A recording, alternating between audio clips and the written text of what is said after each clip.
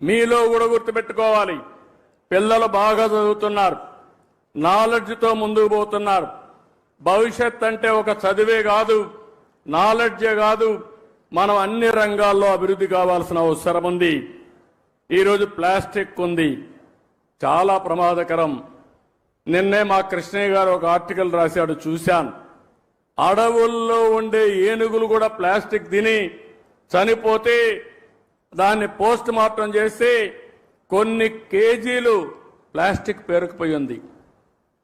అంటే ఎంత ప్రమాదం మీరు ఆలోచించండి.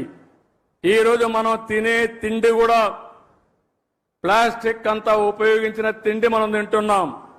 మన పొలాలకేసి అవి అదే విధంగా తయారయ్యే పరిస్థితి వచ్చింది. మన పశువులు కూడా ఈ ప్లాస్టిక్ ఇవన్నీ తిని ఆ పాలు మనం తాగుతున్నామంటే ఎంత వాతావరణాన్ని కాలుష్యం చేస్తున్నామో మనం గుర్తుపెట్టుకోవాల్సిన అవసరం ఉంది.